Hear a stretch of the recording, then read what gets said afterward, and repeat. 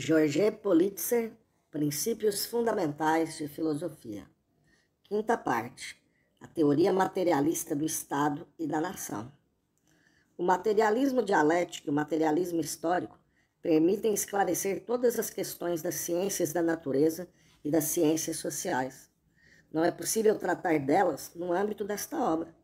Contudo, é necessário que o leitor se detenha, antes de fechar este livro, na solução científica de duas questões das quais já se pôde precedentemente calcular, particularmente nas lições 18ª, 19ª e 20ª, toda a importância, a do Estado e a da nação. É por isso que, ainda que elas não devam, de modo algum, ser destacadas da exposição do materialismo histórico, pareceu-nos necessário consagrar-lhes as lições especiais que iremos ler. 22ª lição, o Estado. Nas lições 12ª e 13ª, o problema do Estado não foi especialmente tratado. Nós o reservamos para a presente lição. Contudo, haverá proveito em reportar-se as lições 12ª e 13ª, assim como as lições 19ª, 20ª e 21ª, particularmente sobre a ditadura do proletariado e sobre o desaparecimento do Estado. 1. O Estado e o interesse geral. A doutrina constante dos políticos burgueses concernente ao Estado está inteiramente contida na afirmação de que o Estado republicano é o servidor do interesse geral. A experiência histórica, no entanto, dá-nos um veemente desmentido a essa teoria. Basta que os cidadãos se proponham lembrar ao governo as exigências de interesse geral, como, por exemplo, protestar contra o rearmamento dos nazistas, ou simplesmente celebrar o aniversário da tomada da Bastilha, para que deem de encontro aos cordões de isolamento da polícia do Estado republicano. E se os trabalhadores querem defender o seu pão, seja na indústria pesada ou nos serviços públicos, eles encontram a repressão policial e o uso de armas pelos representantes do Estado republicano. O interesse geral que se invoca, pois, na prática, o interesse do proletariado e de grandes camadas populares, este interesse geral tem limites de classe. Vamos mais longe. O Estado nem mesmo é mais o defensor da legalidade. Suponhamos que os trabalhadores entrem em greve contra uma infração do Código de Trabalho das operárias ou dos trabalhadores jovens, para fazer respeitar o princípio legal, abre aspas, para trabalho igual, salário igual, fecha aspas, e que eles requisitem o apoio da força pública para proteger esse meio constitucional de ação que é a greve contra a ilegalidade patronal. Pode-se imaginar como seriam recebidos pela polícia, ainda que a força pública esteja, em princípio, a serviço da lei. Também, a não aplicação do Estatuto dos Funcionários mostra que o Estado se coloca acima de uma lei votada por unanimidade. Em determinadas condições históricas, no entanto, é certo que o Estado é o servidor do interesse geral. É o caso, tipicamente, da União Soviética. Assim, às vezes, o Estado é o servidor do interesse geral e, às vezes, não o é. Logo, é preciso concluir que o critério do interesse geral nada tem de científico. De fato, alguns têm, incontestavelmente, interesse em dar uma definição anticientífica do Estado. Além disso, houve época e países em que o Estado era apresentado como alguma coisa sobrenatural, uma espécie de poder sem a qual a humanidade não poderia viver, que trazia aos homens alguma coisa que não emanava do homem, uma sabedoria superior em suma. O Estado era considerado como sendo de origem divina, era o Estado de direito divino. Tal é, ainda, a situação no Japão do Mikado absoluto. Hitler, referindo-se a si mesmo, proclamava, abre aspas, Deus está conosco, fecha aspas. Sabe-se também que, desde Truman e Eisenhower, a Casa Branca representa diretamente na Terra a providência, o que, aliás, tende a desacreditar a providência aos olhos dos crentes. O Estado foi muito tempo e ainda é, para muita gente, objeto de um respeito supersticioso. Daí o embaraço quando se trata de defini-lo. Na maioria das vezes, a questão do Estado é misturada com a questão religiosa. Até mesmo o positivista Auguste Comte, que se vangloriava de ter acabado com o sobrenatural, subordinava na sociedade o poder temporal ao poder espiritual. Na realidade, quando uma igreja ensina que a autoridade é de direito divino, isto é geralmente o sinal de um servilismo consumado perante o Estado, como é o caso da Espanha franquista. Foram as igrejas que inculcaram em seus fiéis o respeito religioso ao Estado. E as dificuldades com que nos deparamos para compreender bem a questão do Estado têm suas raízes nas tenazes sobrevivências do idealismo religioso. Por exemplo, na França, faz muito tempo que a teoria do direito divino foi liquidada. Não faltam leigos para se crerem ao abrigo de toda contaminação ideológica neste setor. Para eles, como para os oficiais do Estado, o Estado é a emanação do interesse geral. Emanação misteriosa. O Estado está acima dos interesses particulares, das classes, dos partidos. Assim nos dizem. Mas se ele está acima da luta de classes, isto é, se é um organismo de conciliação das classes, está claro que ele não pode provir da própria sociedade. Logo, virá de algo acima dela. E se não for de Deus, será do Espírito. A tese dos reformistas não passa de uma laicização da teoria medieval do direito divino. É o idealismo vulgar, forma sutil da religião. Socialistas, MRP, reacionários de todos os tipos, aí encontram um terreno de entendimento. A supremacia do espírito, o nauseabundo idealismo do Estado, em nome do qual são cometidos os mais sangrentos crimes contra as massas e as violações mais berrantes da justiça, tal como a liberação dos criminosos de guerra. Em verdade, se o Estado é a encarnação do espírito, o é do espírito burguês, da ideologia burguesa. Falando do plano atômico dos Estados Unidos, o secretário de Estado americano, Foster Dulles, declarava desejar que o poderio, abre aspas, destruidor liberado pela matéria fosse controlado pelo idealismo, fecha aspas. Mas nos Estados Unidos, os signatários do apelo de Estocolmo estão na prisão. No decorrer da história da filosofia, a questão do Estado foi tal como a da exploração de classe, uma das mais confusas. É que, como notava Lenin, ela afeta mais do que qualquer outra os interesses das classes dominantes. Só o marxismo-leninismo pode se permitir objetividade neste assunto. Ele se reveste, para o proletariado, de uma importância toda especial na época em que o capitalismo monopolista se transforma em capitalismo monopolista de Estado. As massas de trabalhadores são, então, diretamente oprimidas como produtores, e não apenas como cidadãos, pelo Estado, que está cada vez mais subordinado aos grupos capitalistas todo-poderosos. Na economia de guerra, e até mesmo em tempo de paz, os países imperialistas transformaram-se em lugar de trabalho militar forçado para os operários. Na sua luta econômica pelo pão, o proletariado defronta-se com o problema do Estado, a questão política. Reciprocamente, a burguesia serve-se do pretexto da guerra, do pretexto político, para destruir as organizações de luta econômica do proletariado. Os sindicatos, tal como se deu em 1939 a 1940.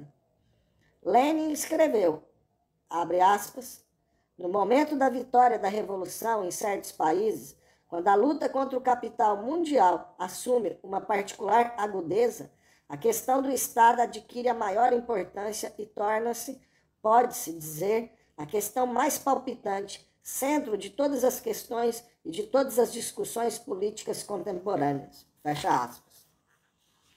2. O Estado, produto dos inconciliáveis antagonismos de classe. O estudo do materialismo, particularmente na lição 12ª, já nos mostra que o Estado não pode vir de fora da sociedade, nem do espírito, nem de Deus. O método dialético, por outro lado, nos indica que o Estado deve ser estudado no seu desenvolvimento historicamente. Mas, mesmo isso, continua muito geral. Os sociólogos positivistas burgueses também pretendem tratar a questão do Estado cientificamente.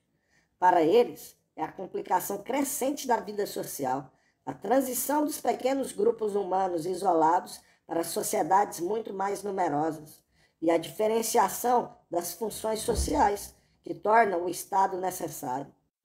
O Estado seria o sistema nervoso da sociedade.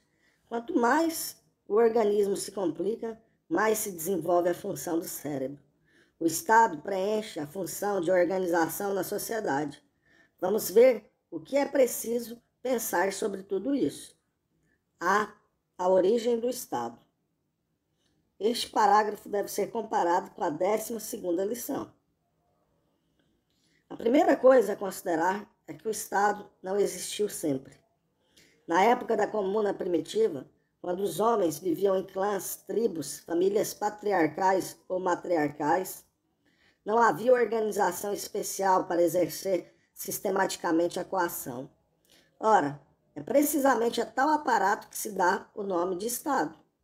Certamente havia costumes, a autoridade do chefe, o respeito por sua pessoa e pelo seu poder, o respeito pela autoridade das mulheres, mas não havia homens ocupados especial e exclusivamente em governar outros, dispondo permanentemente de forças armadas para isso. Será necessário concluir daí que não havia disciplina nem organização do trabalho? De modo algum, porquanto a força do hábito e da tradição, a autoridade dos velhos e das mulheres, o respeito natural eram para isso suficientes. E, no entanto, existiam armas. Desde que surgiram os instrumentos de trabalho, quer dizer, desde que o homem apareceu, houve, evidentemente, a possibilidade de utilizar tais instrumentos como armas. O trabalho é uma violência contra a natureza que inclui a possibilidade da violência contra o homem. Estas armas não representavam, contudo, nenhum perigo para a sociedade. Os homens armados de determinada tribo não voltavam suas armas uns contra os outros. A ideologia da comuna primitiva, sobre a qual dissemos algumas palavras na 17ª lição, ponto 1, bastava para regulamentar a vida social, e os indivíduos que tentavam fugir à regra eram trazidos de novo ao respeito à ordem pela ação coletiva dos homens armados. Ninguém se especializava para essa tarefa, não havia Estado. Por quê? Pois a função de organização, tão cara aos nossos sociólogos, não pode ser realizada hoje, como naquele tempo, por uma organização espontânea da população, que garanta a disciplina do trabalho e da vida social, e por um centro planificador da atividade econômica, controlada por ela? Teria a idade de ouro da lenda antiga desaparecido como consequência do pecado original? Constata-se que, em dado momento da história antiga, o respeito não foi mais suficiente para manter a disciplina do trabalho. Foi necessário substituir a força do hábito, da tradição, da autoridade baseada na experiência por uma força especial, física, que passa a exercer a coerção inspirada e a inspirar o medo. Foi necessário instituir o monopólio das armas e de seu uso em benefício de um grupo de homens elevados a uma categoria especial que os distinguia dos outros. Por que se impuseram tais mudanças? Aí está a verdadeira questão da qual se esquivam os nossos sociólogos. Se o antigo respeito pela autoridade natural desapareceu, se a organização espontânea da população em armas foi considerada como uma ameaça e foi proibida, tais coisas não poderiam ter ocorrido senão porque a colaboração e a ajuda mútua no trabalho tinham acabado, porque as relações de produção baseadas na propriedade comum tinham cedido lugar a novas relações de produção baseadas na propriedade privada e na exploração do homem pelo homem. Somente o materialismo histórico pode, portanto, dar uma resposta científica ao problema da origem do Estado. É perfeitamente compreensível que, desde o dia em que começou a exploração do homem pelo homem, a velha autoridade fundada no respeito natural caísse por terra, dando lugar à autoridade fundada no medo. Desde essa época, desapareceu a organização espontânea de toda a população em armas, uma vez que os prisioneiros de guerra transformados em escravos foram desarmados. Somente os senhores, detentores dos meios de produção, passaram também, desde esse momento, a ter armas. É assim que, em nossos dias, nos países submetidos ao imperialismo, em Madagascar, na Tunísia, no Marrocos, na Argélia, etc., vemos os colonizadores se armarem contra os escravos coloniais. Falamos aqui do problema das armas, mas convém notar que a opressão colonialista caracteriza-se mais fundamentalmente pelo fato de que toda a polícia, o exército, a justiça, a administração, o ensino estão a serviço do colonizador contra o colonizado. Nunca as tribos livres, patriarcais ou matriarcais, aceitaram espontaneamente a escravidão. Nunca os escravos se deixaram conduzir docilmente ao mercado. Para obter dos escravos o trabalho que deles se esperava, era preciso constrangê-los. Além disso, se os senhores desejassem garantir para o regime social assim criado a estabilidade necessária a qualquer produção, era conveniente convencer os escravos de que tal regime era justo e representava a ordem. Tornava-se necessário fixar regras invioláveis que determinassem o comportamento do homem nas relações sociais, eternizando, por assim dizer, as novas relações de produção. Assim nasceu a noção metafísica do direito absoluto dos senhores sobre seus escravos, decorrente do velho direito do vencedor sobre o vencido.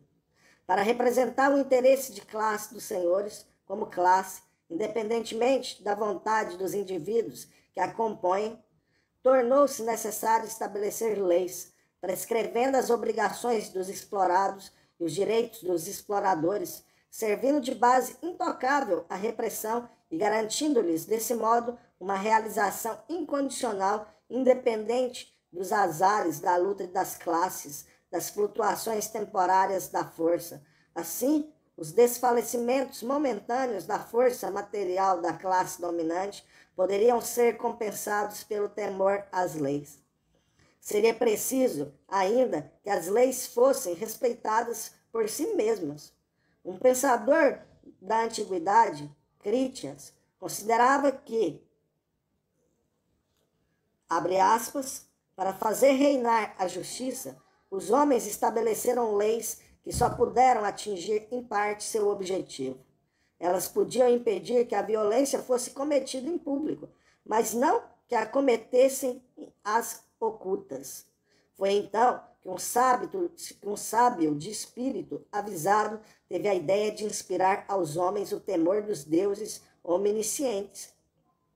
Quando ele os convenceu de que mesmo os maus projetos elaborados no silêncio não poderiam escapar aos deuses, a anomia, quer dizer, as infrações crônicas das leis, cessou. Fecha aspas. Citado por Sextus Empíricos, nas Sísife 9, página 54. O apólogo de Critias reflete uma verdade profunda.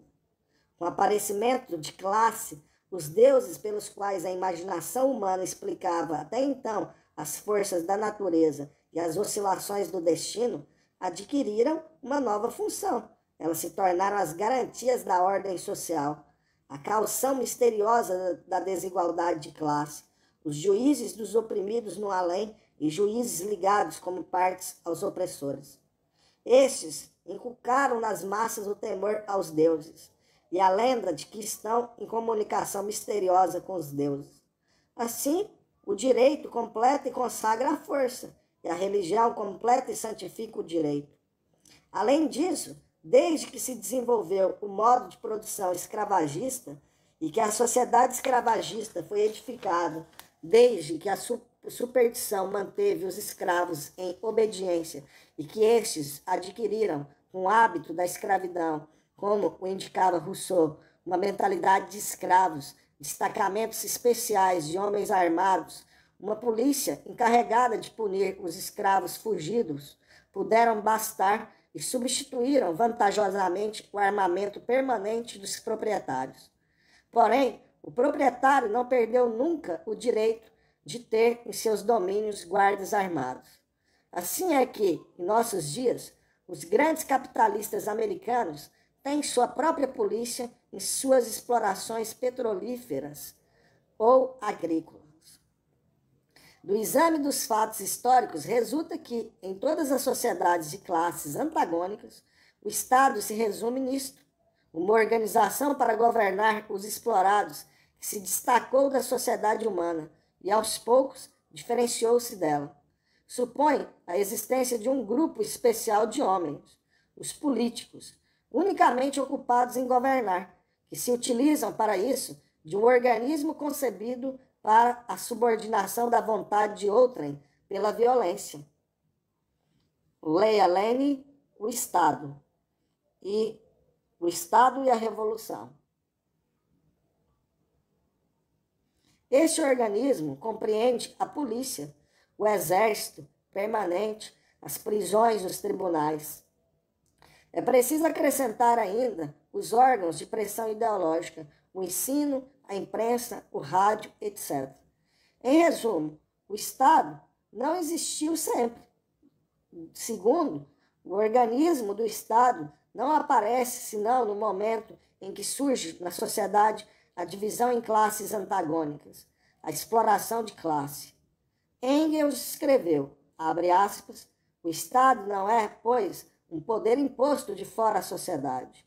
Não é também a realidade da ideia moral, a imagem e a realidade da razão, como pretende Hegel. É, de preferência, um produto da sociedade em determinado estágio de seu desenvolvimento. É a confissão de que essa sociedade se enleia numa contradição insolúvel consigo própria, estando cindida em oposições inconciliáveis, que ela é impotente para conjurar. Mas, para os antagonistas, as classes com interesses econômicos opostos não se destruam e a elas e à sociedade, numa luta estéril, impõe-se a necessidade de um poder que, colocado aparentemente acima da sociedade, deva limitar o conflito, mantê-lo nos limites da ordem. Este poder, nascido da sociedade, mas que se coloca acima dela e se torna cada vez mais estranho a ela, é o Estado. Fecha aspas. Com efeito, a lei de correspondência necessária entre as relações de produção e o caráter das forças produtivas mostra que a exploração do homem preenche, em certas épocas, uma missão histórica. Lenin resumiu numa fórmula decisiva o conceito científico de origem do Estado. Abre aspas, o Estado é o produto e a manifestação dos antagonismos de classes irreconciliáveis. Fecha aspas. Para compreender a origem do Estado, é preciso, portanto, considerar as leis objetivas da produção, que em determinado estágio do desenvolvimento das forças produtivas engendram a propriedade privada, a exploração do homem pelo homem e, por conseguinte, a obrigação de consolidar essa propriedade privada. O Estado é, pois, um produto historicamente necessário do desenvolvimento econômico da sociedade. Ele não se explica de forma alguma pelo pecado original, pela vontade divina, nem como função de organização.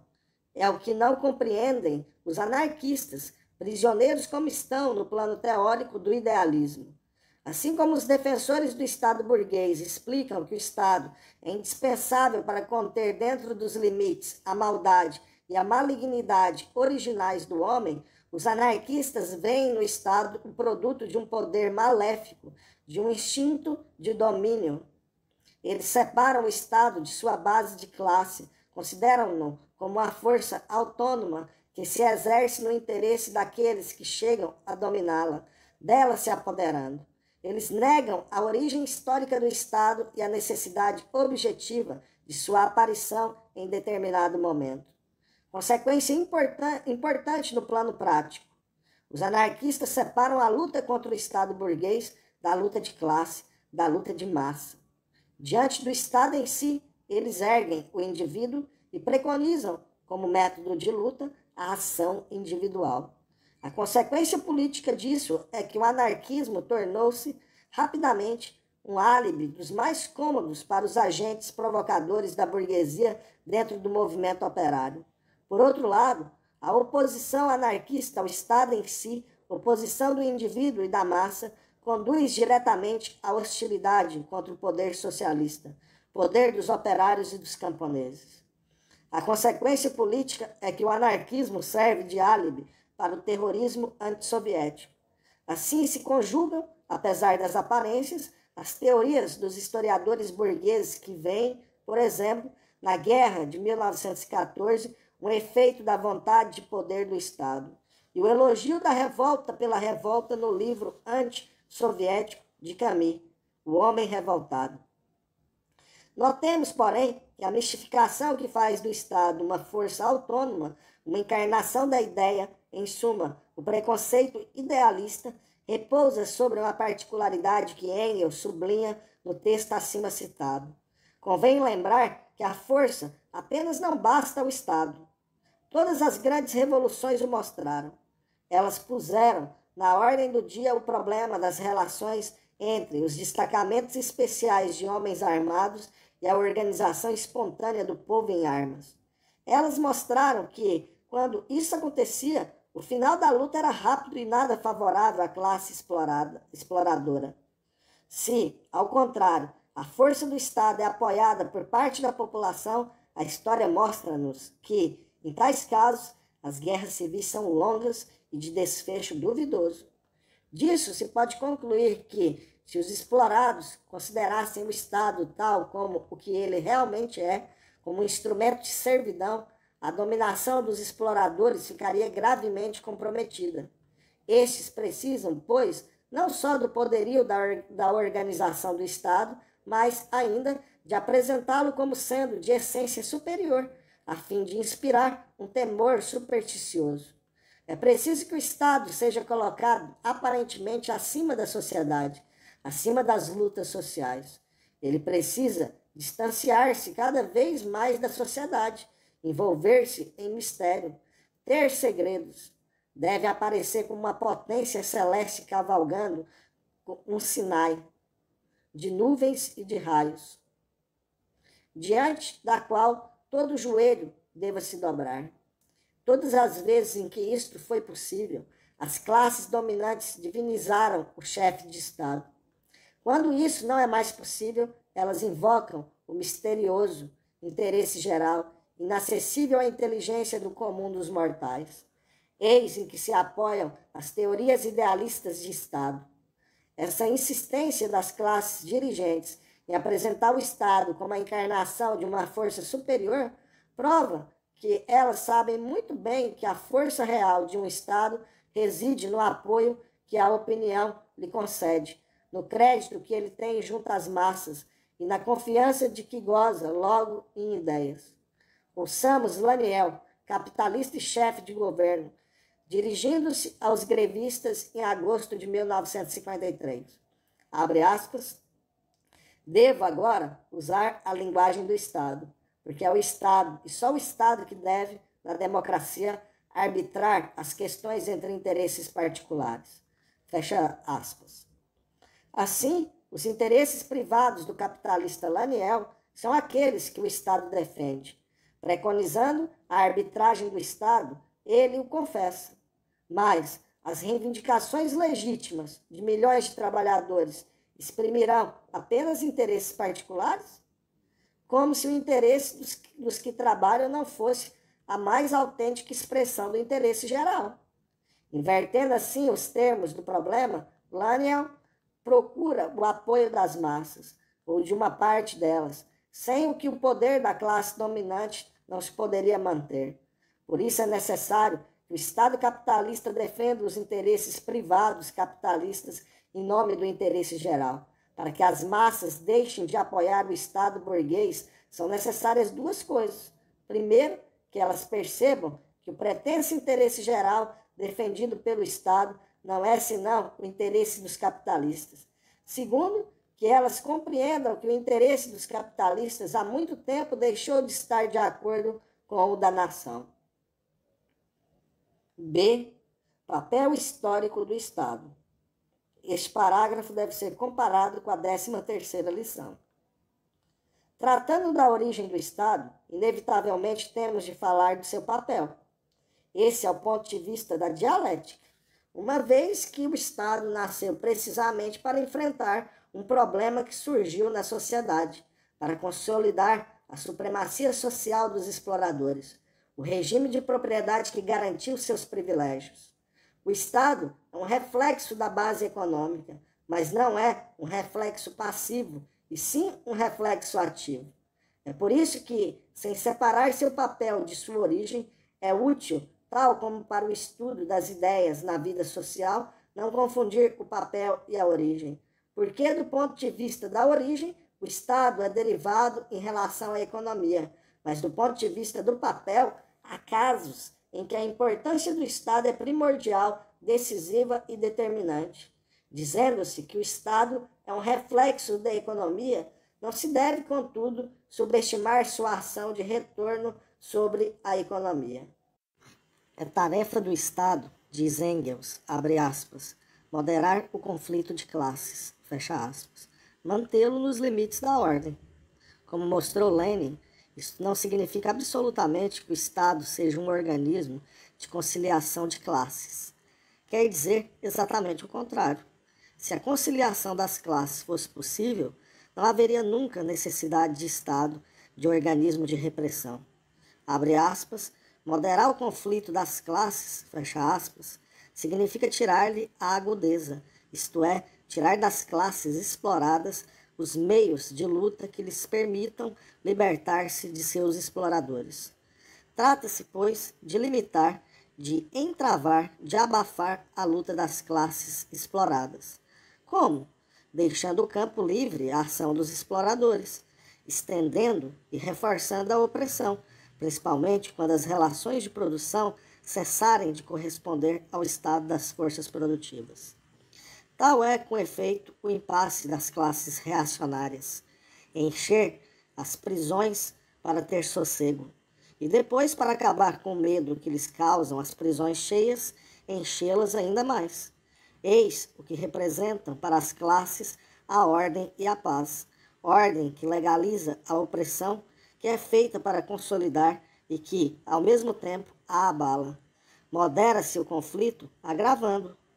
Compreende-se, então, o sentido da célebre advertência de Stalin, concernente ao fascismo, sinal incontestável da fraqueza relativa do movimento operário, mas também de sua força e da fraqueza geral do capitalismo. A conclusão é que, abre aspas, citando Lenin, segundo Marx, o Estado é o organismo de dominação de classe, de opressão de uma classe por outra, fecha aspas. O Estado representa a violência estabelecida e organizada, a violência legal. Ele é um instrumento, não de conciliação, mas sim de luta das classes. Uma pergunta se impõe. Qual é, em cada etapa do desenvolvimento histórico, a classe que está habilitada a criar, cultivar e utilizar esse instrumento? Toda a classe exploradora tem a necessidade de um Estado, mas nem sempre pode mantê-lo. Engels responde, abre aspas, como o Estado nasceu da necessidade de refrear as oposições das classes, mas como ele nasceu ao mesmo tempo no meio do conflito entre essas classes, ele é, em regra, o Estado da classe mais poderosa, daquela que domina sob o ponto de vista econômico e que, graças a ele, torna-se também classe politicamente dominante e adquire, assim, novos meios para dominar e explorar a classe oprimida. Fecha aspas. Para cada época, a ciência histórica deve dar, portanto, uma resposta concreta. Por exemplo, a manutenção do Estado moderno, exército, polícia, funcionários, exige despesas.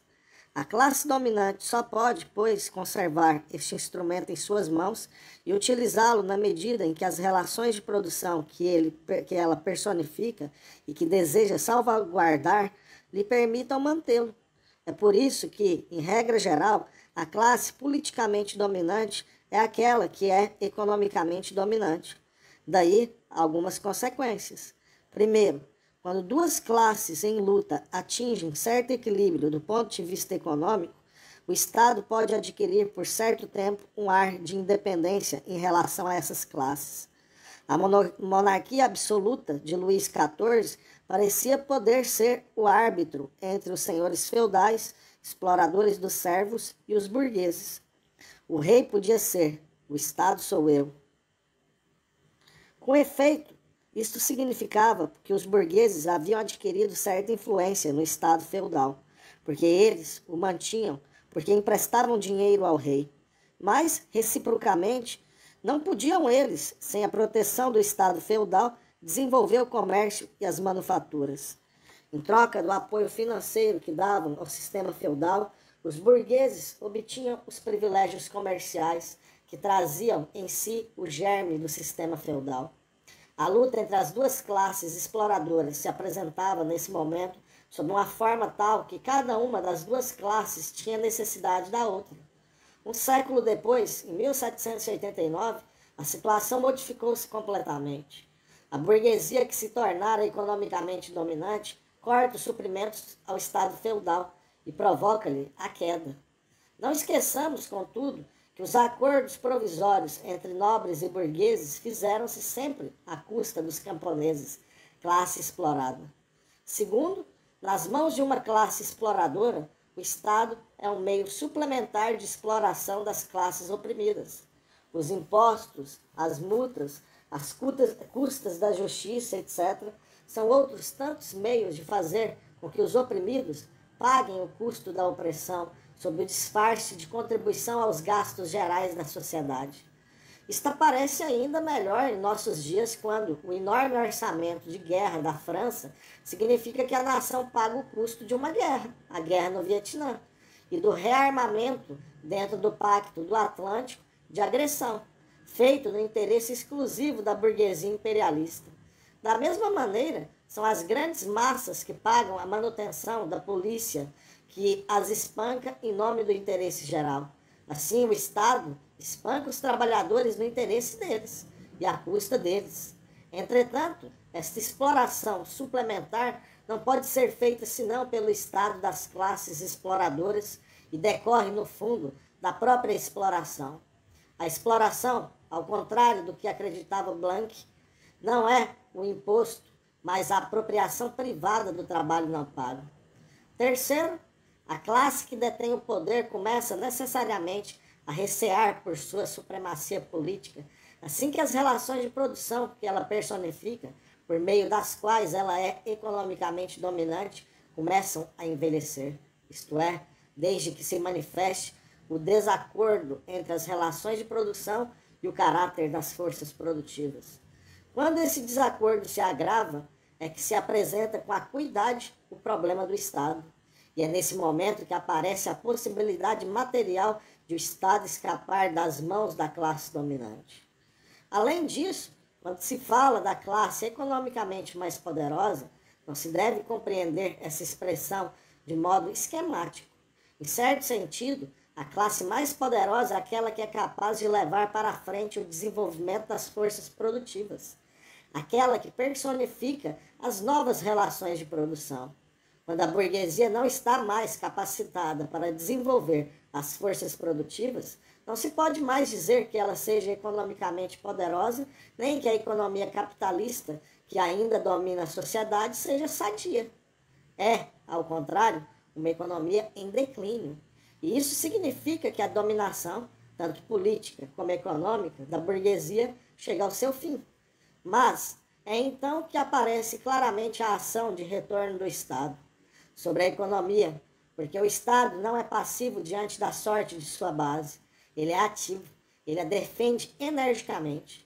Quando as relações de produção estão de acordo com o caráter das forças produtivas, a política econômica da classe no poder, que representa estas relações de produção, tende ao desenvolvimento da produção, à expansão da indústria. Citemos, como exemplo, a luta da burguesia pela liberdade de comércio.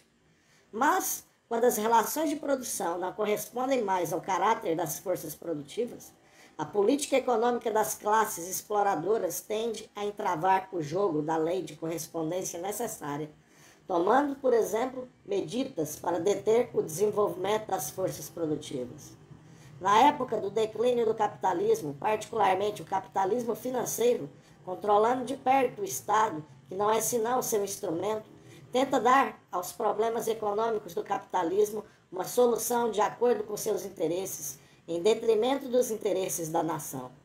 O Estado, subordinado aos monopólios, esforça-se por dominar a vida econômica, não porque seja possível planificar o capitalismo, mas unicamente para proteger os interesses da oligarquia financeira. Esta concede a si mesma enormes vantagens.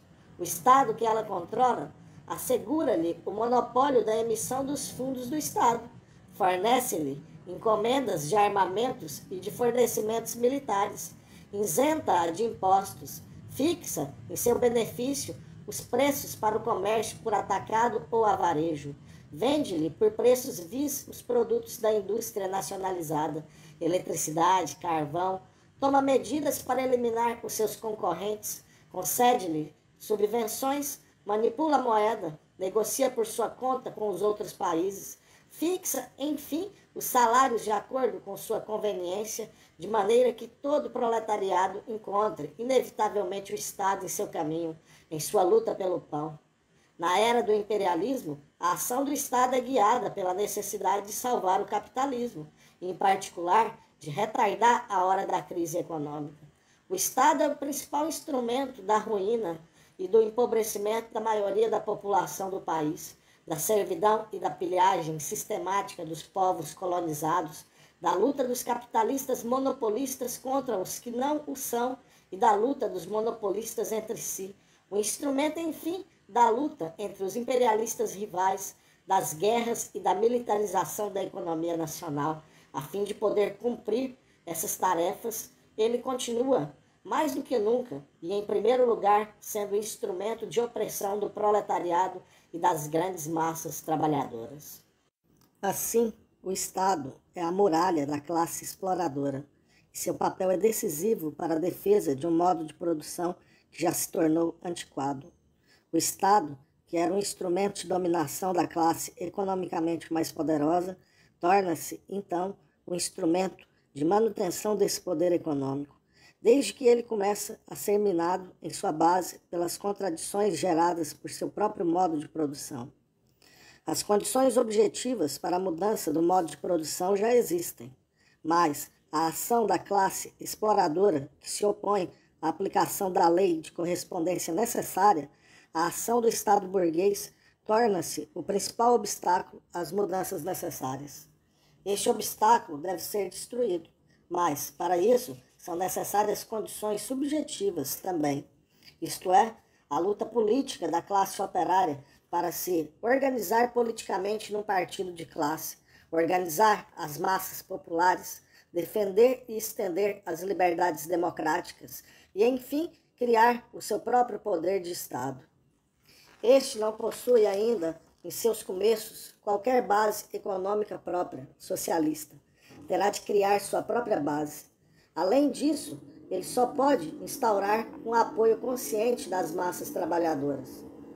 É preciso, pois, que as novas ideias políticas impulsionadas pela classe trabalhadora tenham conquistado a maioria nas massas, isto é, que a maioria da nação tenha cessado de dar seu apoio e sua confiança à política burguesa. É por isso que o marxismo coloca com razão a questão do Estado no rol das condições subjetivas da mudança do modo de produção. Eis, portanto, o que a dialética nos ensina. Ainda que o Estado seja sempre o reflexo de uma base econômica, a solução do problema do Estado, do problema político, deve, em determinados casos, preceder historicamente a edificação da base econômica que será específica do novo Estado. É isso, precisamente, que o materialismo vulgar não consegue compreender. Partindo da ideia de que o Estado é um produto do desenvolvimento econômico da sociedade, ele disso conclui que as contradições econômicas devem, mecanicamente, fatalmente, chegar às transformações do modo de produção, e que o socialismo nascerá espontaneamente da decomposição do capitalismo. Ele se esquece de que a ação dos homens pode entravar a aplicação das leis econômicas, de que a burguesia pode prolongar por sua ação política e com a ajuda dos imensos meios que o Estado moderno lhe dá, a agonia da base econômica. E assim faz o jogo da burguesia. A corrente economicista no movimento operário chega ao mesmo resultado, negando a necessidade da luta política do proletariado contra o Estado burguês. E, desse modo, alimenta o oportunismo, pondo a classe trabalhadora a reboque da burguesia. Ao mesmo tempo, levanta-se contra o poder político da classe trabalhadora e cai no antissovietismo. Da mesma forma, ela é cultivada pelos agentes da burguesia no movimento operário, os chefes social-democratas reformistas. Concluímos, pois, que a luta política é de uma necessidade imperiosa. Mas não nos esqueçamos, por outro lado, do que vimos acima.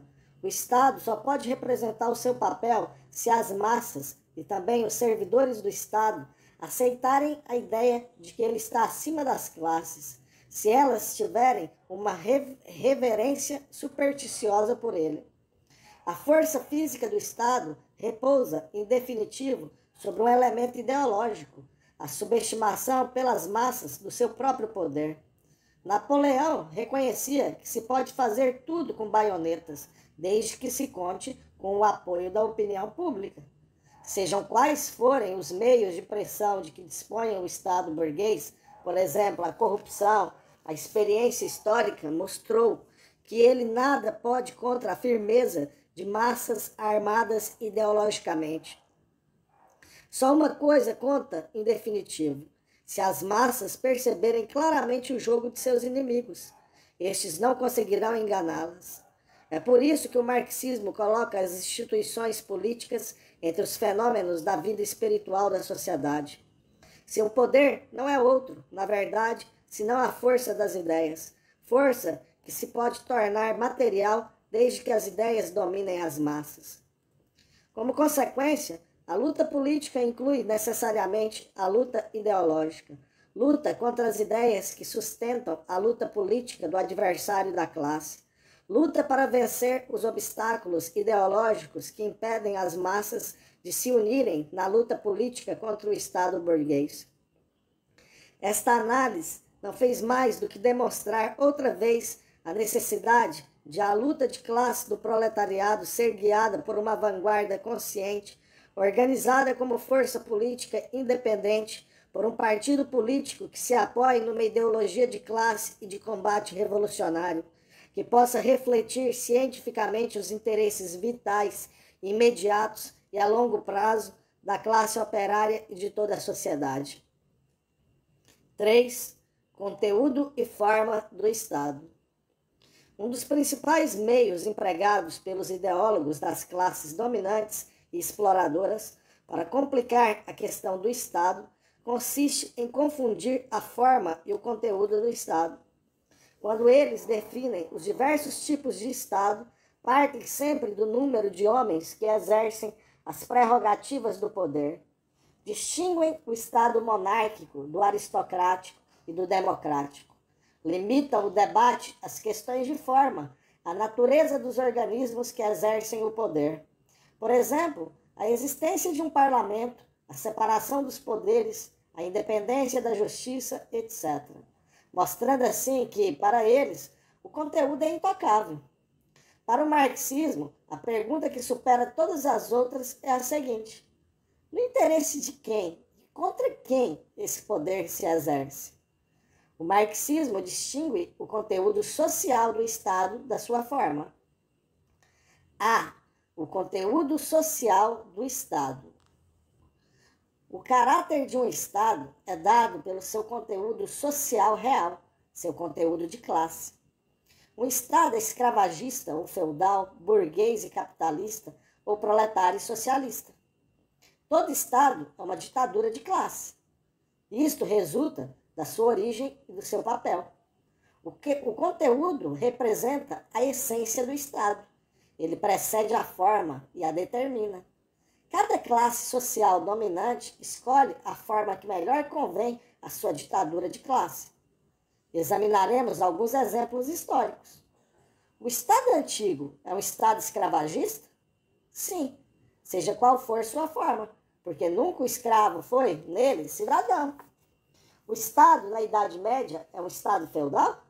Sim, seja qual for sua forma, porque nele nunca os servos dispuseram do menor direito político. Quanto aos burgueses, conquistaram dele seus direitos com árdua luta. O Estado francês contemporâneo, desde 1789, é o Estado da burguesia capitalista? Sim, seja qual for sua forma, porque nunca o proletariado dispôs nele de outros direitos políticos, além daqueles arrancados à burguesia pela luta, a que ele faz respeitar mediante uma luta contínua. O Estado soviético é o Estado dos operários e dos camponeses? Sim. Por quê? Citação do artigo 3º da Constituição da União Soviética. Do artigo 2º, abre aspas. A base política da União Soviética está constituída pelos sovietes de deputados dos trabalhadores, que cresceram e se fortaleceram depois da queda do poder dos grandes proprietários de terras e dos capitalistas, e graças às conquistas da ditadura do proletariado. Fecha aspas. Citação do artigo 3º da Constituição da União Soviética. Abre aspas. Todo o poder na União Soviética pertence aos trabalhadores da cidade e do campo, representados pelos sovietes de deputados dos trabalhadores. Fecha aspas. A primeira pergunta que se deve fazer nos nossos dias para julgar o caráter de um Estado é, portanto, esta. Trata-se de um Estado burguês capitalista ou de um Estado socialista de operários e camponeses? Não se pode propor a questão de nenhum outro modo. O Estado não pode ser o Estado de um homem ou de um partido. Ele é sempre o Estado de uma classe. Um Estado não se pode manter, conforme já vimos, sem uma base econômica. E a base econômica, como sabemos, caracteriza-se pela propriedade dos meios de produção. A força social que encarna a propriedade, que dispõe dela e a utiliza, não é, em nenhuma parte, um homem ou um partido. É sempre, e em toda parte, uma classe. Aqui, a dos burgueses capitalistas. E lá, a dos operários aliados à classe dos camponeses trabalhadores.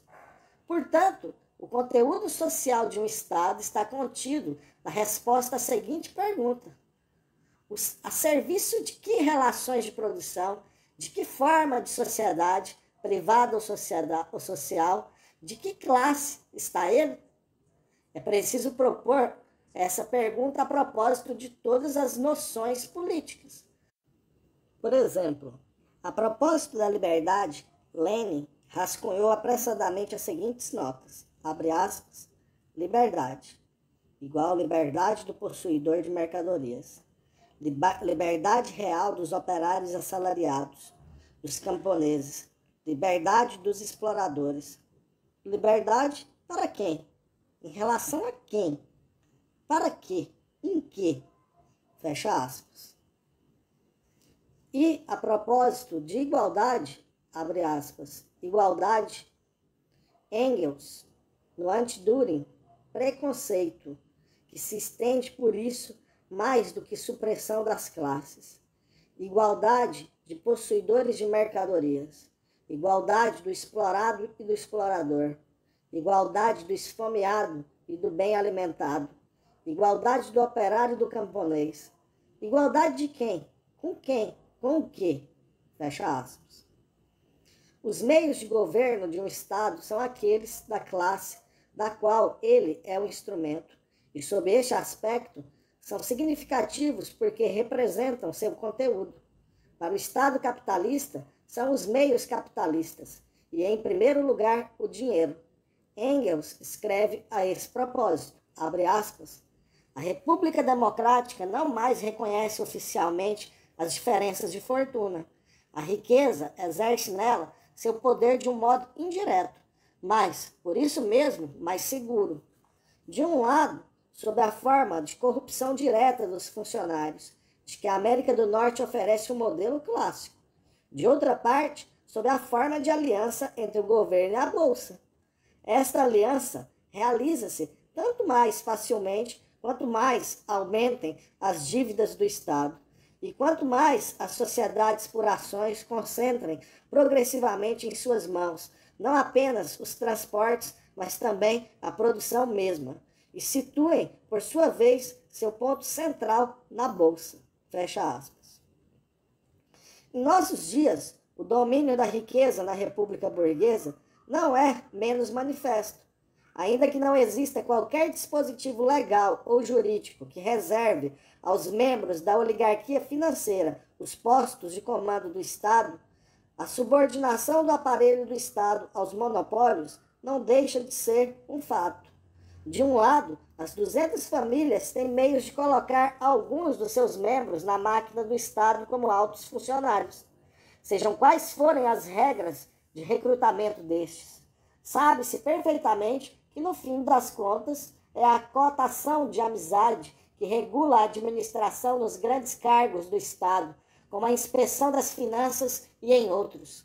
Por outro lado, a oligarquia financeira organiza uma migração regular de altos funcionários para o setor privado, verdadeira corrupção que lhe permite assegurar um recrutamento contínuo de novos quadros e que tende, pela ambição, pela sede de ganho e pela corrupção, a controlar toda a hierarquia administrativa. Esta corrupção explode nos escândalos inevitáveis e periódicos do Estado capitalista. Ela assume também a forma de distribuição direta de lugares nos conselhos de administração dos trustes aos deputados, aos diplomatas, aos generais, etc.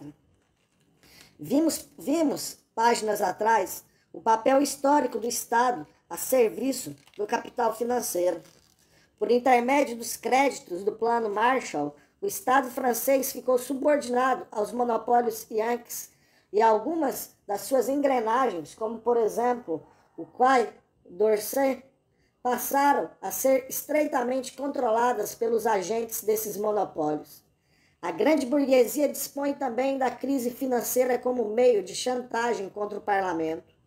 O crescimento das dívidas do Estado é um bom negócio político para ela. A chantagem financeira que ela usou como meio de pressão sobre os reis continua sendo uma prática utilizável contra o seu próprio Estado e contra os Estados estrangeiros em dificuldades. O papel político da riqueza no Estado burguês aparece ainda numa série de questões. Qual é o conteúdo da liberdade de imprensa, senão que os capitalistas, que são os únicos a ter a possibilidade material de fundar um jornal e de financiá-lo, têm toda a liberdade para usá-lo? Qual é o conteúdo do direito de todos à instrução, senão que a possibilidade real de instruir-se só existe para as classes e camadas sociais que podem pagar o custo do ensino? Qual é o conteúdo da liberdade de opinião e dos direitos políticos, senão que a possibilidade real de apresentar candidatos só existe para os grupos capitalistas que podem financiar uma campanha eleitoral? Não nos esqueçamos de que a existência de um partido independente da classe operária não é um efeito do liberalismo burguês, mas sim da solidariedade atuante das massas. Os traços de Estado, de classe, aparecem nitidamente na questão da justiça. Notamos, de início, que a justiça não é feita, ela é vendida pela burguesia. Teoricamente gratuita, ela não é prestada senão àqueles que podem pagar as custas de um processo.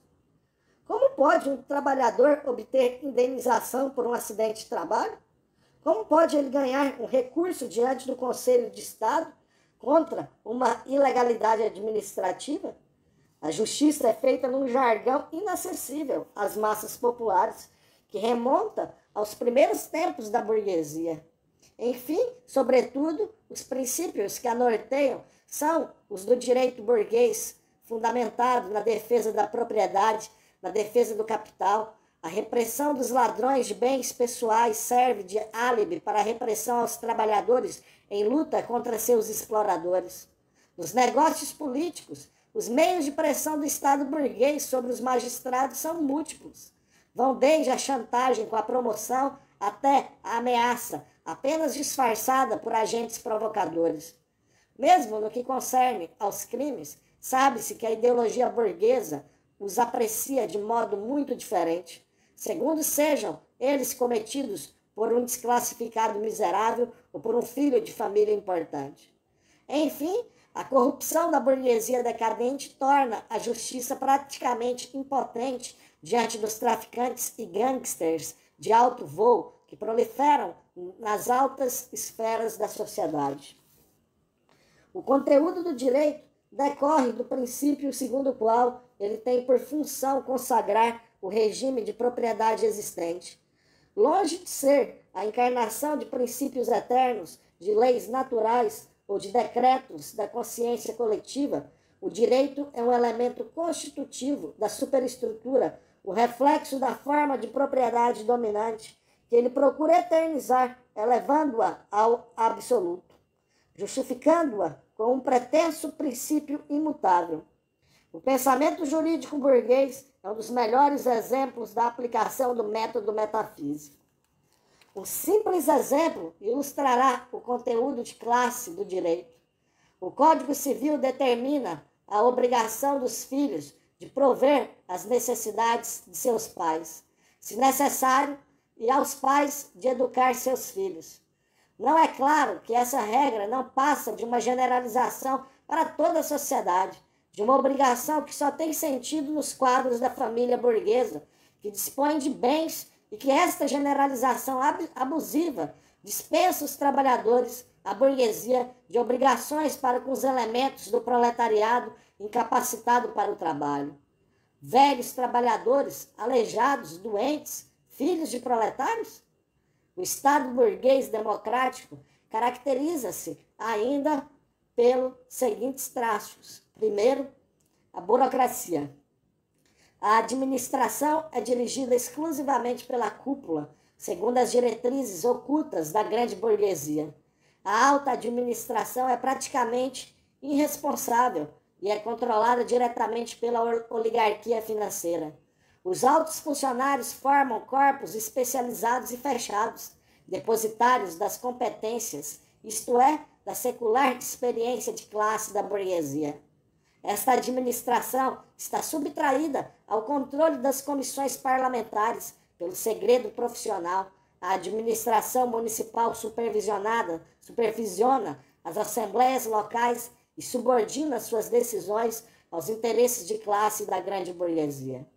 Em seu relatório ao 19º Congresso do Partido Comunista Francês, Maurice Thoré ilustrava esta onipotência das repartições públicas no domínio da política estrangeira. Dizia, citando um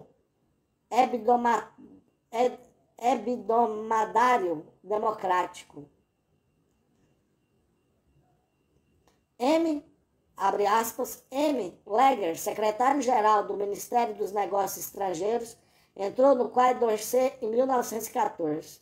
Em 1916 está em Xangai. Em 1921 em Paris. De 21 a 37 permaneceu em Paris. De 29 era diretor dos negócios políticos e comerciais. Depois dessa nomeação, M. Briand sucedeu a M. Briand, M. Laval a M. Briand, M. Tardieu a M. Laval, M. Herriot a M. Tardieu, M. Paul Boncourt a M. Marriot, M. Daladier a Paul Boncourt, M. Barthaud a M. Deladier, M. Laval a M. Barthaud, M. Flandin a M. Laval, e etc. Mas M. Legger continua sempre secretário-geral do Ministério dos Negócios Estrangeiros. Quem é o verdadeiro ministro do exterior? Quem representa aos olhos desses representantes a França? M. Delbos? Não. M. Alex Legger, ministro permanente. Fecha aspas, citação de Maurice Thoré. Segundo, o militarismo. A duração excessiva do serviço militar, consequência do imperialismo, para o qual a paz é apenas uma trégua entre duas agressões, tem, entre outros fins, o de acostumar a juventude à obediência cega ao Estado burguês. A disciplina é concebida como uma obediência passiva e sem discussão. Imposta de cima, a burguesia não pode confessar claramente aos soldados suas intenções de classe. Terceiro, o parlamentarismo. As eleições são concebidas de modo tal que elas somente devem decidir de 4 em 4 ou de 5 em 5 anos qual o homem de confiança da burguesia que irá representar e oprimir o povo no parlamento. Os representantes do povo não podem ser demitidos por seus eleitores e não detêm o poder executivo e administrativo, em virtude do sofisma burguês da separação de poderes. Segundo a definição do parlamentarismo, as assembleias eleitas não controlam elas mesmas a execução e a aplicação de suas decisões. Elas não são atuantes. Enfim, fenômeno mais recente na França, o próprio pessoal político é diretamente recrutado entre os capitalistas que, com um Pinet, um Meyer, um Laniel, não se contentam mais em ter os elementos políticos sob tutela, mas garantem-se assumindo pessoalmente a direção do governo. Nos Estados Unidos, o fenômeno é mais antigo e mais disseminado. Generais, diplomatas, juízes são capitalistas que exercem pessoalmente essas funções. Nós vemos agora em que sentido todo Estado é uma ditadura de classe. Isto significa que a realidade do poder pertence a uma classe que a exerce segundo seus próprios interesses e segundo métodos que lhe são próprios. O Estado burguês pode ser democracia para os capitalistas, mas ele é sempre ditadura para a classe operária. O Estado socialista, ao contrário, é democracia para os trabalhadores e ditadura para as antigas classes exploradoras derrubadas. Lenin dizia, abre aspas, a ditadura, negação da democracia. Para quem? Fecha aspas. É falso, por conseguinte, definir o fascismo como a ditadura de um partido. O fascismo é a ditadura terrorista, abre aspas, aberta dos elementos mais reacionários, dos mais chauvinistas, dos mais imperialistas do capital financeiro, fecha aspas, como afirma Dimitrov. O partido único não passa do instrumento dessa ditadura de classe. Finalmente, segundo as conversas fiadas dos social-democratas, a penetração de elementos proletários no Estado moderno lhe asseguraria um pretenso caráter intermediário, uma vez que, não sendo completamente proletário, também não seria mais integralmente burguês. Tais conversas não conseguem, contudo, mascarar o seguinte: se o proletariado precisou derrubar, com grandes lutas, alguns dos baluartes avançados do Estado capitalista, isto impediu que este continuasse a ser o Estado capitalista? Ou, ao contrário, não é precisamente a prova de que ele o é? B. A forma do Estado. A forma do Estado é a expressão do seu conteúdo social real. Ela é determinada pelo desenvolvimento da luta das classes. Lenin distingue diversas formas de Estado, surgidas desde a antiguidade. A monarquia, forma na qual apenas um exerce o poder. A república, forma de Estado em que o poder é exercido por governantes eleitos. A aristocracia, forma em que o poder é exercido por uma minoria relativamente restrita. A democracia, forma de Estado em que o poder pertence ao povo. Estas diversas formas apresentam-se, muitas vezes, combinadas umas com as outras. Por exemplo, a república pode ser aristocrática ou democrática e incluir, ao mesmo tempo, vestígios de monarquia. A forma de Estado está frequentemente mudando. Retardando-se, muitas vezes, em relação ao conteúdo, ela exprime, a seu modo, as contradições internas da sociedade. Na antiguidade, todas as formas de Estado tinham um conteúdo escravagista. No entanto, a transição de uma a outra, da república aristocrática à república democrática, em Roma, por exemplo, refletia necessariamente uma nova fase da luta de classes entre proprietários, patrícios e comerciantes plebeus. Durante o feudalismo, as formas de Estado foram também muito variadas. Houve repúblicas aristocráticas em que os senhores feudais elegiam o chefe do Estado, o imperador. Algumas se transformaram em monarquias hereditárias. Carlos Magno reunia anualmente um parlamento da nobreza carolíngia sobre a vivência dos usos republicanos dos francos. Os primeiros capetingios eram eleitos, e em certas épocas, o Santo Império Romano Germânico, o imperador foi eleito pelos grandes senhores feudais. Mas em todos esses casos, o conteúdo do Estado era feudal. Os Estados Gerais do antigo regime eram uma instituição de caráter republicano, uma vez que era constituída por delegados eleitos e, ao mesmo tempo, aristocrática, porque os senhores feudais nela dispunham de uma maioria de 2/3. A nobreza, o clero e o terceiro estado tinham, cada um voto, mas o clero conjugava ordinariamente o seu voto ao da nobreza.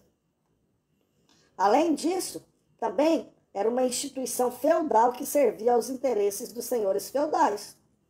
Quando a burguesia pôde conquistar influência no Estado monárquico feudal por meios financeiros, ela pôs em xeque esta instituição feudal que eram os Estados Gerais, e onde ela era minoritária.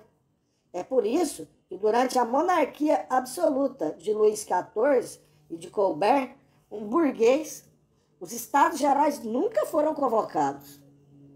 Mas, no século XVIII, justamente por causa dos progressos da burguesia que puseram em jogo a própria existência do sistema feudal, a ponta de lança do absolutismo monárquico, que logo depois da Fronda estava dirigida contra os senhores feudais, foi virada contra a burguesia. Esta, então, pensou em utilizar os Estados Gerais. A situação tinha mudado.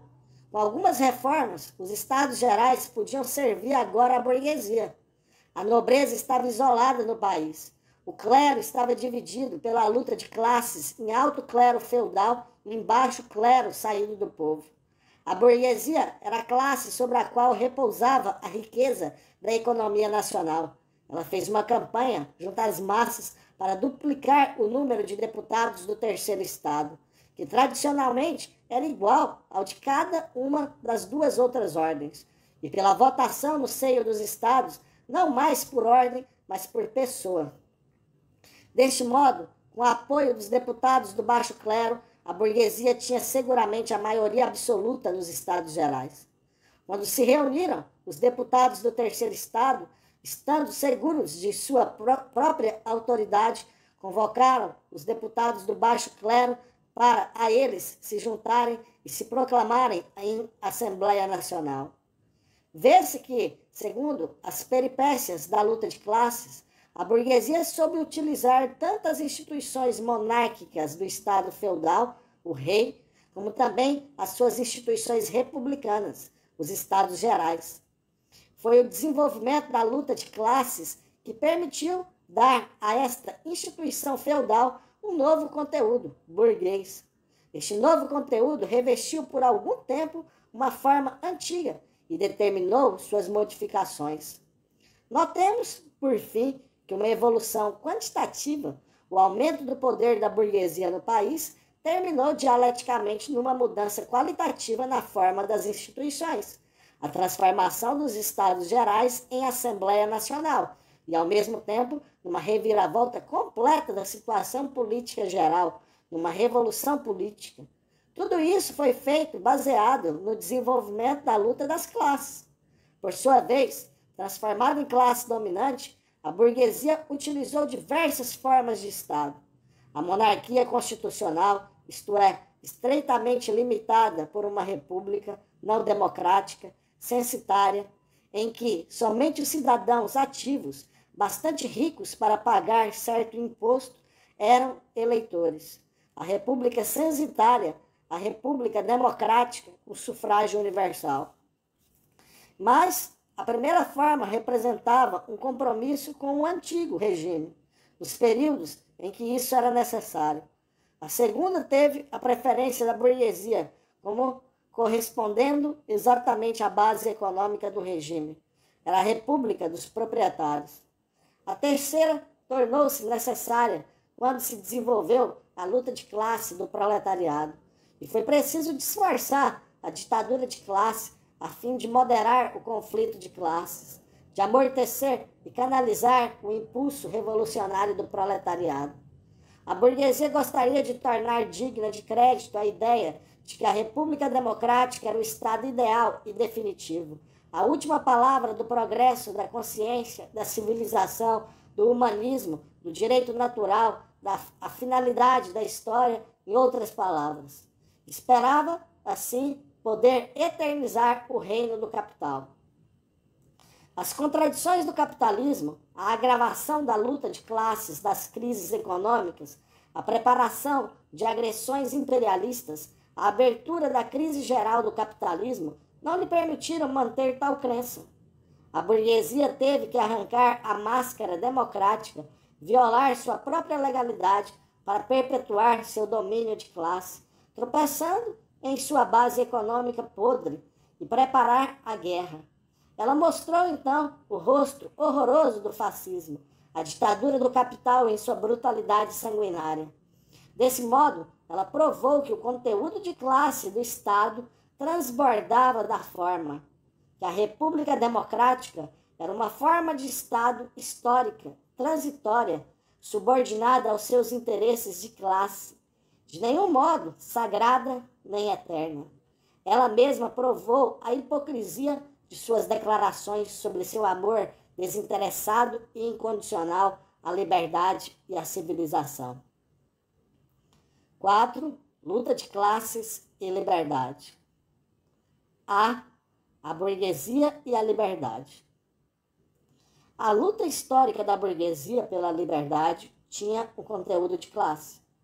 Se a burguesia, na época da Revolução Burguesa, se fez a campeã da liberdade, foi porque ela tinha necessidade de encontrar no mercado mão de obra livre, desligada dos liames feudais, não dependente de um senhor, mão de obra que ela pudesse englobar no ciclo industrial, ou, ao contrário, lançar ao desemprego segundo as necessidades da produção capitalista. Porque o desenvolvimento das forças produtivas novas exigia a liberdade do comércio e a liberdade de empresa, a supressão das limitações da economia feudal. Porque a liberdade individual é a forma jurídica e política que melhor exprime a forma de propriedade privada que é a base da burguesia. A riqueza representada pelo dinheiro que suprime toda a ligação pessoal entre os membros da sociedade. A base da ideia de liberdade individual é a propriedade privada burguesa, ainda que a burguesia queira fazer acreditar o contrário, isto é, que a noção absoluta do indivíduo, valor supremo que justifica a propriedade privada. Porque, em se fazendo campeã da liberdade, a burguesia cria uma base ideológica para a aliança política com as outras classes da população, em luta contra o feudalismo, camponeses e diversas camadas da pequena burguesia. A Revolução Democrática Burguesa foi o método próprio para dar êxito à luta contra o feudalismo. Notemos que esta burguesia que se proclama liberal é a mesma que recusa o direito de voto aos cidadãos passivos e o direito de associação aos operários, em 1971. Os limites do seu liberalismo são exatamente os de seu interesse de classe.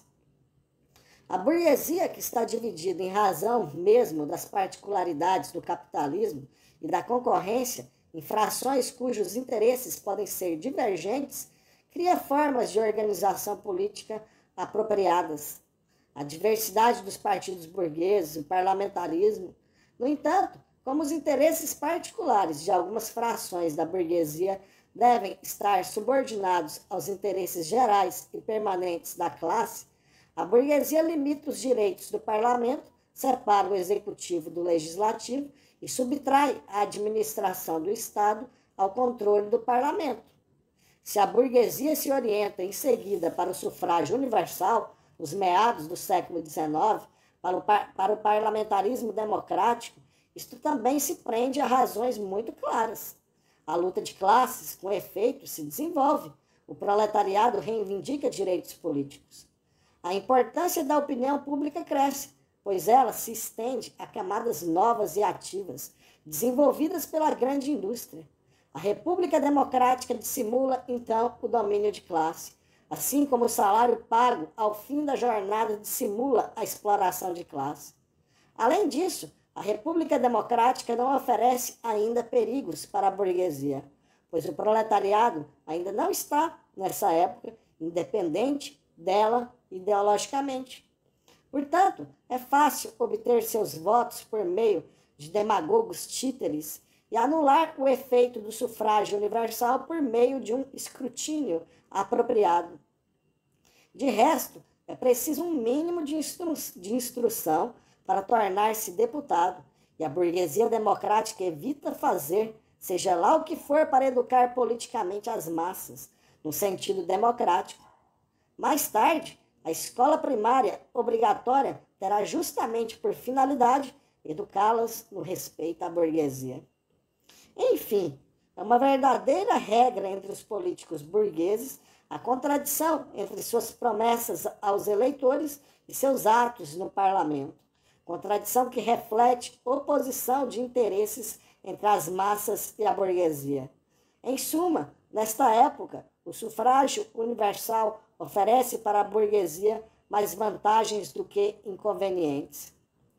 Concedendo-o, ela aperta seus laços com a massa, torna-se popular junto a ela e se fortalece politicamente. Cavour, grande político burguês liberal, tinha o costume de dizer, abre aspas, a pior das câmaras vale mais do que a melhor das anticâmaras, fecha aspas, querendo mostrar com isso o interesse da burguesia por uma fachada parlamentar, pelo apoio da opinião.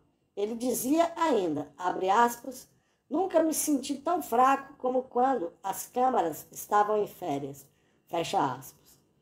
Lenin escreveu, abre aspas, o poderio da riqueza é tanto mais seguro numa república democrática, quanto menos depende de um mau invólucro político do capitalismo. Também o capital, depois de ter tomado este invólucro, que é o melhor, assenta seu poder tão solidamente que não há mudança de pessoas, de instituições ou de partidos na República Democrática Burguesa que possa abalar esse poder. Fecha aspas. Isto quer dizer que o sufrágio universal no Estado burguês é incapaz de traduzir integralmente a vontade da maioria dos trabalhadores e assegurar a sua realização. Isto é tão verdadeiro que, quando ele ameaça tornar-se eficiente, a burguesia apressa-se em destruir seu efeito, por exemplo, suprimindo a representação proporcional, escrutínio majoritário, aparentemente manobras ainda mais desavergonhadas, das quais de Gasperi na Itália e Adenauer na Alemanha deram o exemplo. Tudo é válido para impedir que o sufrágio universal traduza a vontade do povo. Maurice Thoré caracterizou como se segue a contradição que existe na República Democrática Burguesa entre o conteúdo e a forma do Estado. Abre aspas, nos mais democráticos países capitalistas explode constantemente a contradição entre a igualdade reconhecida pelas leis e suprimida pelos fatos, entre as constituições que concedem as liberdades democráticas ao povo e a pobreza que o impede de usá-las plenamente, entre a liberdade formal e a sujeição efetiva. Fecha aspas. Isto, porém, não quer absolutamente dizer, como vamos ver, que o proletariado deva ser indiferente ao caráter democrático do Estado burguês, como sustentam os chefes social-democratas, oportunistas, lugares tenentes do fascismo. B. O proletariado e as liberdades. Na época de crise geral do capitalismo, quando as contradições do imperialismo ainda se aprofundam. A preparação de guerras de agressão está mais do que nunca na ordem do dia para a burguesia. A preparação da guerra entre países imperialistas junta-se à da guerra contra a União Soviética, contra o país onde se estabeleceu o poder da classe operária. Os imperialistas não podem deixar de desejar a guerra com riscos mínimos para o capitalismo, bem entendido como meio de salvar o capitalismo, como solução para a crise e para as contradições do regime. Mas se é verdade que o imperialismo é a causa objetiva das guerras, o desencadeamento de uma agressão supõe condições subjetivas. A burguesia precisa preparar para a agressão a maioria da nação. Para isso, é preciso reduzir ao silêncio a parte os futuros soldados. Precisa conquistar para a causa do imperialismo a consciência de classe, da classe operária, que luta pela paz, que se levanta contra o imperialismo e defende o país do socialismo.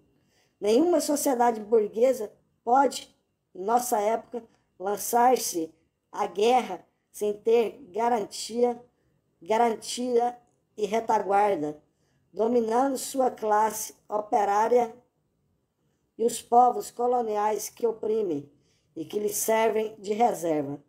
A esta necessidade responde o fascismo.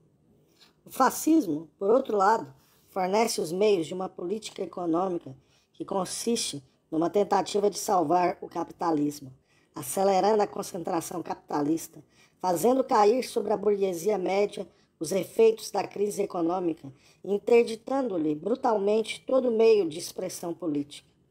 Esta ruína da pequena burguesia alimenta uma demagogia social. Dirigindo-se à classe operária, o fascismo proclama-se revolucionário anticapitalista. Mas, para as classes médias arruinadas, ele propõe uma recuperação pela guerra, pela expansão imperialista, pela conquista do espaço vital e oferece também a demagogia nacionalista, o chauvinismo. É por causa disso que, unindo as duas demagogias, ele se proclama nacional-socialista. O antissemitismo é apenas uma quintessência das duas, visto combinar a demagogia anticapitalista com o ódio nacional e racista. O fascismo representa o reino sem partilha da oligarquia financeira, abre aspas, a ditadura terrorista aberta de seus elementos mais reacionários, mais chauvinistas, mais imperialistas, fecha aspas, como disse Dimitrov. Estes impõem suas regras, não só à classe operária, como também à economia capitalista inteira. A burguesia, inaugurando essa forma de Estado, espera poder prolongar a agonia do capitalismo, graças à ação de retorno do Estado sobre a economia, ação cuja forma essencial é a guerra, brutal, destruidora das forças produtivas. O fascismo é a preparação da guerra, é a própria guerra. Desde 1914, para conduzir mais livremente a guerra imperialista, a burguesia passou a proclamar a suspensão da atividade parlamentar normal. O fascismo é a liquidação da democracia burguesa desde o período de preparação da guerra. O Estado fascista é a barreira intransponível que a burguesia queria construir diante das forças em ascensão da sociedade, a fim de lhe impor a alternativa daí por diante inevitável do último estágio do capitalismo. Encaminhar-se para o socialismo ou fazer a experiência de guerras imperialistas periódicas, a escolha da guerra. Citação de Maurice Thoré, abre aspas. O fascismo, disse Maurice Thoré, é o terror sanguinário contra a classe operária, é a destruição das organizações operárias, a dissolução dos sindicatos de classe, a interdição dos partidos comunistas, a prisão em massa dos militantes operários e revolucionários, as torturas e os assassinatos dos melhores filhos da classe operária, O fascismo é o desencadeamento da bestialidade à volta dos pogroms da Idade Média, o aniquilamento de toda a cultura, o reino da ignorância e da crueldade, é a guerra pavorosa, fecha aspas. O recurso ao fascismo é sinal de que a burguesia sente que vai perder a maioria das massas, condição sem a qual ela não pode desencadear a guerra. É por isso que o recurso ao fascismo é um sinal de fraqueza da burguesia, o sinal de que, em lugar de se apoiar nas massas, num crédito usurpado, só lhe resta daí em diante o terror. Mas o triunfo do fascismo significa que a burguesia conseguiu isolar a classe operária, que ela realizou com êxito sua manobra política, que ela vai poder desencadear a guerra e atrasar por longos anos a hora de sua queda inevitável. O Estado democrático burguês e o Estado fascista têm o mesmo conteúdo de classe, mas correspondem a estágios diferentes do desenvolvimento das contradições do capitalismo e da luta de classes. Eis porque o fascismo, para se fazer impor junto às massas, procura camuflar-se de revolução nacional e social. Abre aspas, o socialismo proletário é um mito envelhecido, dizia Mussolini, e o fascismo é um mito novo, fecha aspas. Se a burguesia recorre ao fascismo, é, evidentemente, porque ele é, no estado de fraqueza em que ela se encontra, o melhor meio de salvar seu regime.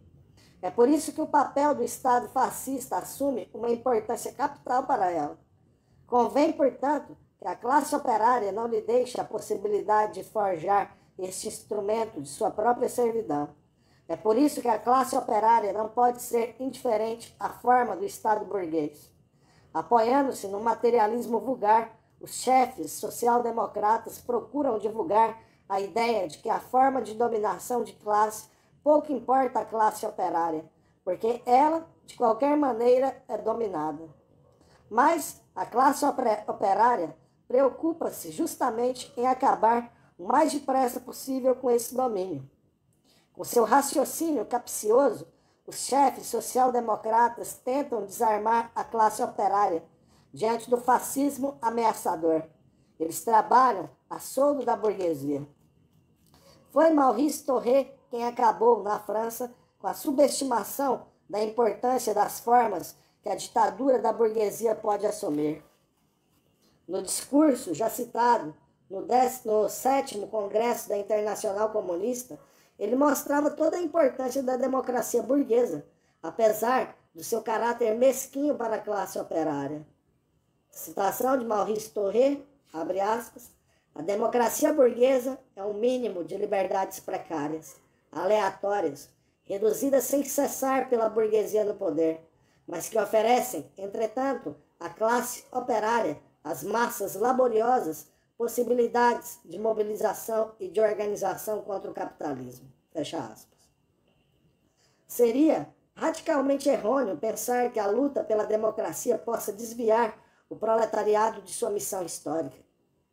A República Democrática, sublinhava Lenin, abre aspas, ainda que não suprima de modo algum o domínio do capital e, consequentemente, a opressão das massas e a luta de classes, conduz inevitavelmente a uma ampliação, a um impulso, a um desenvolvimento, a uma agravação da luta tais que, tendo surgido a possibilidade de satisfazer os interesses primordiais das massas oprimidas, essa possibilidade se realiza inevitável e unicamente na ditadura do proletariado. Fecha aspas.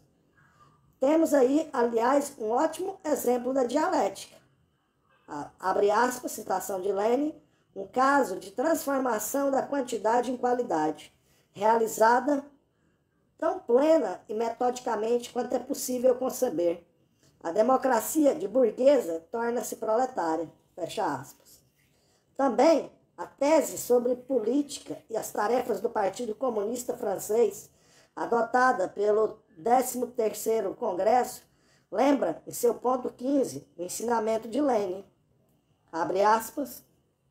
O proletariado não pode preparar para vencer a burguesia sem desenvolver uma luta em todos os domínios, uma luta consequente e revolucionária pela democracia. Citação de Lenin. citado por Dimitrov, fecha aspas. É preciso em nossos dias estar atento a todas as formas dissimuladoras de que se serve a burguesia na liquidação de sua própria legalidade. Constrangida pelas massas para a manter a forma democrática, a burguesia preocupa-se em deformar-lhe os efeitos. Está aí a fascistização do Estado, cuja ponta de lança é dirigida contra a classe operária. Desejosa de se subtrair ao veredito da opinião pública, a burguesia dá golpes. E em caso de eleições, ela organiza todo um mecanismo de recalcamento da classe operária, cujas formas históricas são variadas. Calções, escrutínio de 2 turnos, escrutínio de lista majoritária, escrutínio uninominal majoritário, escrutínio de balotag. Não há possibilidade de tradução desse termo, balotag. É o costume de se fazer uma nova eleição quando nenhum candidato consegue uma maioria absoluta. Desistências, aparentemente, coligação das circunstâncias eleitorais, fraudes das listas eleitorais, falsificação de votos, intervenção do prefeito, interdição de jornais democráticos, inculpação de candidatos, etc. Pode-se também lembrar a série de artifícios e sofismas pelos quais foi adiada em agosto de 1935 a convocação imediata da Assembleia Nacional, exigida pelos trabalhadores em luta e constitucionalmente obrigatória quando 1/3 dos deputados a pede. Desde que recebeu o pedido do grupo comunista, o presidente da Assembleia decretou que ele era sem valor e exigiu pedidos individuais. No dia 21 de agosto, surpreendida por 229 pedidos, a maioria da mesa da Assembleia declarou nulos os pedidos feitos por telegramas. Os prefeitos não agiam da mesma maneira com as ordens da repressão enviadas por telegramas e oriundas do Ministério. No dia 24 de agosto, 211 pedidos escritos chegaram. A maioria da mesa recusou arbitrariamente tomar em consideração 4 assinaturas, reduzindo seu número para 207, menos do que as 209 exigidas. No dia 5 de setembro, 214 novos pedidos são reunidos. A mesa, então, bruscamente descobriu que trabalhos de carpintaria em curso na Assembleia a obrigavam a transferir a convocação para daí a um mês, isto é, para a véspera da convocação normal. Se quiserem outros exemplos, candidatos à Escola Nacional de Administração viram-se proibidos de concorrer por causa de sua opinião ou de sua origem argelina, quando o preâmbulo da Constituição estipula que ninguém pode ser lesado em seu trabalho, em seu emprego, por causa de sua origem, de suas opiniões ou de sua crença. Eis o que ilustra a famosa permeabilidade do Estado burguês, tão cara aos dirigentes socialistas que pretendem que a classe operária pode penetrar no Estado burguês. Os trabalhadores estão em greve, usando de um direito constitucional. O governo lhes envia, em tempos de paz, ordens ilegais de requisição em virtude de uma lei do tempo de guerra. Mas a jurisprudência é completamente diferente em se tratando de requisição de apartamentos. As leis podem atingir os interesses da burguesia? Seu governo abstém-se de aplicá-las. Apoia os patrões que não as aplicam. É assim com os salários e ordenados, com o estatuto dos funcionários públicos, com as leis da segurança social. No processo de fascistização, a burguesia usa todos os meios. Ela organiza a mascarada eleitoral, ela protela os debates parlamentares, ela tenta colocar todos os funcionários sob a tutela de seus prefeitos, ela organiza a corrupção e a chantagem policial, exige a revisão reacionária da Constituição, protege as atividades de aventureiros partidários, de golpes de estados militares e inaugura o sistema de decretos-lei. Enfim, ela começa a conspirar contra a classe operária e suas organizações. Tenta entravar o funcionamento legal destas, partindo do princípio segundo o qual as garantias legais não se aplicam à classe operária. suprime a segurança da pessoa dos cidadãos, procede a prisões preventivas, prisões sem motivos de inculpação, sem processo, persuições sem a presença dos interessados, ao roubo de papéis de pessoas presas, a invenção de motivos de inculpação depois da prisão, detenções sem instrução, sem interrogatórios, a mudança dos motivos da inculpação durante a instrução do processo. Ao mesmo tempo, faz pairar sobre os eleitos da classe operária a ameaça de suspensão das imunidades parlamentares. Procura arrastar civis diante dos tribunais militares, faz chantagens com a magistratura, protege os autores de atentados contra os magistrados. Como já dizia Barbusse, abre aspas, a Carta dos Direitos do Homem há muito tempo lhe caiu das mãos, fecha aspas. Vê-se, portanto, que nestas condições, a luta da classe operária contra o Estado burguês, contra seus empreendimentos fascistas, é semelhante à luta pelas liberdades democráticas burguesas, espezinhadas pela burguesia, mas que a classe operária é bastante forte para fazer respeitar, estando unida. Por exemplo, teria sido impossível, em 21 de agosto de 1953, a mesa da Assembleia opor-se à convocação do Parlamento, se algumas horas antes os dirigentes social-democratas dos sindicatos divisionistas não tivessem dado um golpe contra a greve, ordenando o retorno ao trabalho. Unida, a classe operária está hoje bastante forte para desenvolver sua ação em todos os domínios, a favor da legalidade democrática burguesa. A classe operária tem razões de classe, de princípio, para defender as liberdades democráticas burguesas contra o Estado burguês, a liberdade sindical que ela conquistou e que é de capital importância na sua luta econômica, a liberdade de se organizar em força política, independente e capaz de desenvolver uma política de acordo com a missão histórica do proletariado. Citação de Dimitrov, no 4º Congresso da Internacional Comunista, em agosto de 1935. Abre aspas. Hoje, o problema para milhões de trabalhadores que vivem sujeitos às condições do capitalismo é o de determinar sua atitude em relação às formas que o domínio da burguesia reveste nos diferentes países. Não somos anarquistas, não somos, em absoluto, indiferentes à questão de se saber qual o regime político existente em dado país. A ditadura burguesa, sob a forma de democracia burguesa, seja com os direitos e liberdades democráticas muito reduzidos, seja como ditadura burguesa, sob sua forma fascista declarada. Partidários da democracia soviética, ou de toda forma de democracia que suponha a vitória do proletariado e a passagem da maioria esmagadora do povo para o caminho do socialismo. Nós defenderemos as menores conquistas democráticas que forem arrancadas pela classe operária no curso de longos anos de luta obstinada, e nós lutaremos resolutamente por sua ampliação. Quantos sacrifícios precisou fazer a classe operária da Inglaterra antes de conquistar o direito de greve, a existência legal das trade unions, a liberdade de reunião, a liberdade de imprensa, a ampliação do direito de voto? Quantas dezenas de milhares de operários deram suas vidas nos combates revolucionários travados na França no século XIX para conquistar os direitos elementares e a possibilidade de organizar suas forças para a luta contra os exploradores? O proletariado de todos os países derramou muito sangue para conquistar as liberdades democráticas burguesas e compreende-se que queira lutar com todas as suas forças para conservá-las. Fecha aspas. Fim da citação. Conquistando as liberdades democráticas burguesas para ele mesmo, enquanto a burguesia as tinha concebido para seu uso exclusivo, o proletariado assegurou o seu próprio desenvolvimento político.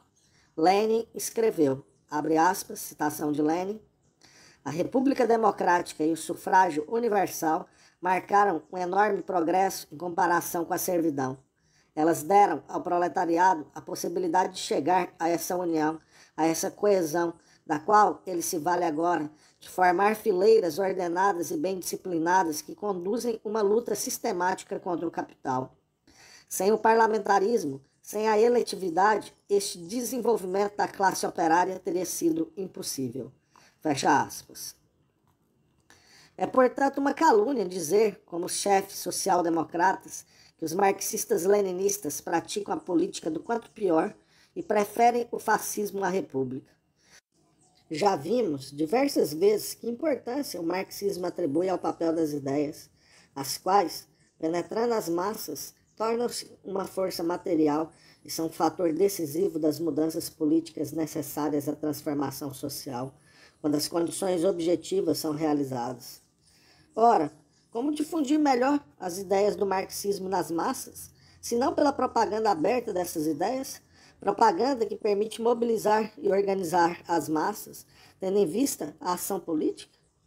As melhores condições para os proletários revolucionários são, portanto, da sociedade capitalista, aquelas da República Democrática, nas quais o seu partido pode explicar abertamente às grandes massas sua política.